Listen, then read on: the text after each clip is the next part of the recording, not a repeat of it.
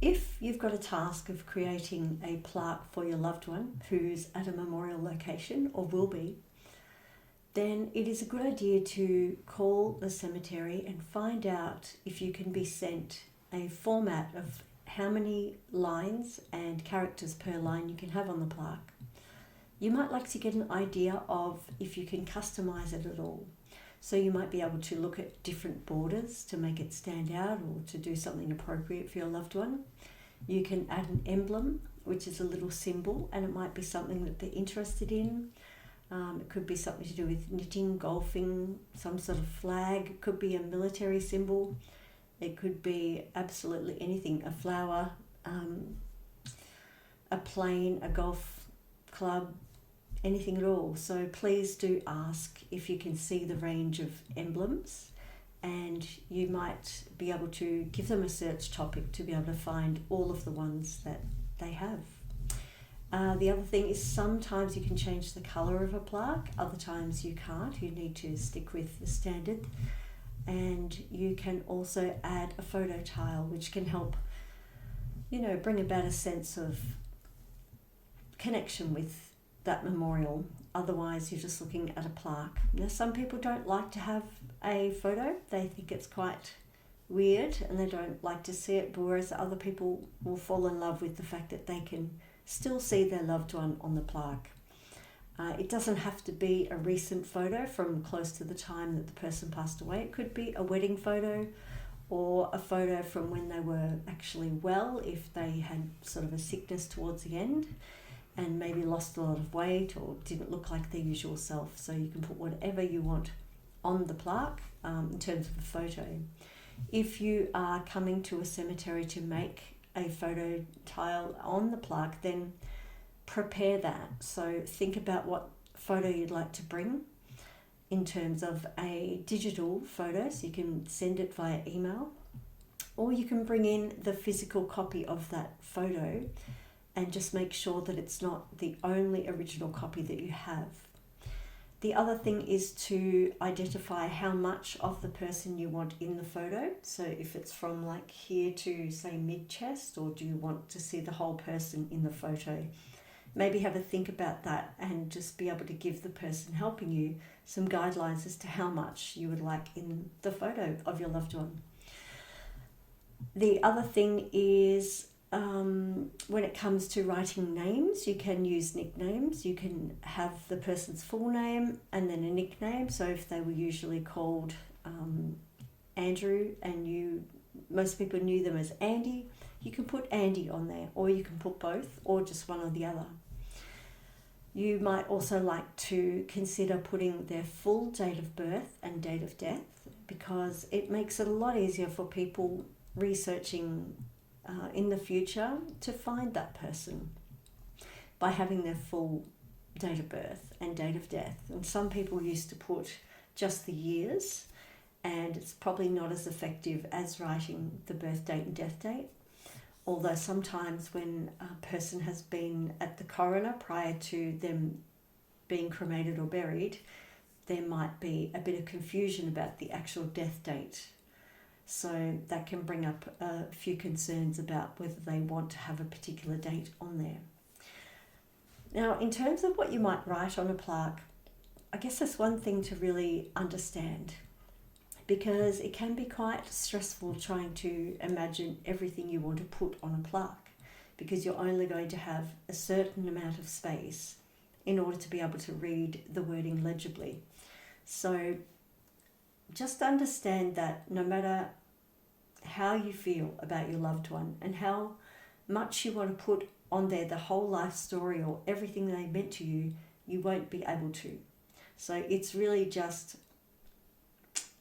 a basic kind of summary of the person's life. So there's a couple of guidelines in terms to get you started. So at the very top of the plaque, you might like to have something there that's more sentimental. And a lot of people will use in loving memory of. You can have fond memories of, treasured memories of, in remembrance of. The choices are endless in what you can put there. I have seen some really beautiful and unique ones that I can't remember right now. But you can get your mind working and think, well, what would we like on there as a sentimental lead-in to the rest of the plaque? The next line down is most likely going to be their first name, surname, and if they have a middle name, you can put a middle name in. You can leave that off if you want, but again, for genealogy purposes, it's probably best to have the whole name. As I mentioned about the nickname, and then generally you will have the dates. After that, you might start out with who they were most close to. So in the case of a husband and wife, it would usually say something about wife of or husband of. And then what I always ask people is if you'd like to put a word in front of wife or husband. So loving, devoted, caring, admired, loved, beloved, much loved, any kind of word there, just have a think about what you'd like to write. The next line down after that is generally about their family, so their children. And I guess people have a few options here, so they can either go into details of each of the children's names. So, again, putting another word in front of father or mother of, and you can actually, you don't have to say father or mother, you can say mum or dad. If it's, so you can put a word beforehand, and you probably want to make sure it's different from the last word that you use. So if you use beloved wife, then you might like to say loving mother of. And then it's up to you whether you put each child's name or you just leave it as loving mother. The next line after that, if the person was a grandparent, then they might discuss the grandchildren's names. So, grandmother of, grandfather of, etc. Or you might have nana or granddad, or whatever they were called. So it could be a name like nonna, nono, oppa. Can't think of any other ones at the moment. But names that you would use in your language. So you can put that there. And again, depending on how many people in the family, you might like to just condense it down to saying loving grandmother. Sometimes people will say loving grandmother to 10 grandchildren, or they might say loving grandmother, great-grandmother, something like that. So just leaving the words, but not putting all of the details of all the children. And this might happen because you've got too many grandchildren or too many great-grandchildren, which can be the case sometimes, or perhaps the family is still growing. And so there is a concern that if some of the children or some of the grandchildren are mentioned, that other grandchildren won't be on the plaque. However, a plaque is made at the time of the person passing away. So it can't possibly factor in future children unless you do it like that, where you don't actually put the grandchildren's names. There's also an opportunity for you to discuss even just a couple of words or a couple of lines about what the person was like, what their personality was like. Were they, big-hearted? Were they community-minded? Were they passionate? Were they loving, caring? So you can put words there that actually describe the person. And I find that some people veer away from that and they might like to keep it quite factual. And I generally also find that if encouraged, then people might sort of delve into their creative space and think, okay, well, what would we like to put there? And they could come up with something. You might also like to include a Bible verse. It could be a lyric of a song. It could be a poem. It could be anything at all, really, depending on how much space you've got. And then as we head towards the very bottom of the plaque, you might again consider something sentimental. Now, a lot of people will choose always in our hearts, forever in our hearts, something along those lines. But again, the choices that you can have there are endless, because you can be creative. Like, I've seen people who have used some kind of a hobby that they've had to put a little line down the bottom. So In the case of a husband and wife that have both passed away and are in the memorial together, they might say something like keep dancing forever, or forever dancing together, or finally at peace at last, or at peace together, something like that that denotes that they're both together now. So the first person wouldn't have that on their plaque, but the second person would. And that's really about all I can share with you about creating a plaque. It is a tremendous honour, and you're creating a personal tribute, an everlasting tribute for your loved one. So it is worthwhile giving it some thought and really trying to come up with the wording before you have an appointment, so that you're not sitting there making a rush decision and spending your time actually just giving the wording to the person at the cemetery, rather than deciding on the spot, because that's often very difficult and can be very confusing.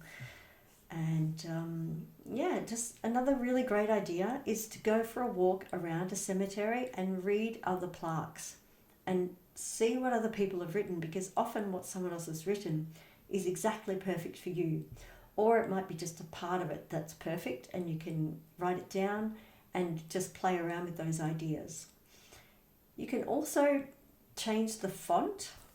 So some of the plaque manufacturers will have a range of fonts that you can actually choose, so you don't have to stick with just the basic standard blocky kind of font that is easier to read, but some people might not feel that it's personalized enough. So ask for a list of fonts. You might also like to consider putting the top line and the bottom line in a particular font. It might be sort of an italic cursive type font, and then the rest of it in uppercase lettering only. Or you might do the majority of the plaque in uppercase and leave that last line as something that's going to stand out in a different font. The other thing which is really, really wonderful about creating a plaque is that there are a couple of websites that you can search. One is called Find a Grave and the other one is called Billion Graves. And these websites have people that go out, volunteers, and they will take photos of plaques and upload them with the details of the person who's passed away and the location of the cemetery. So this is really helpful if you're around the world and you want to investigate if you can find some family, or be able to show somebody if you are overseas. You can actually look into it and find your loved one. Now, not all of them are uploaded because they do rely on volunteers, but it is worthwhile having a look. And I just have a couple of last tips for you for creating a plaque, and that is to make sure you bring in the correct spelling of everybody's names. And the other reminder I have is just to read every single word on the actual sheet which says all of the details about the plaque.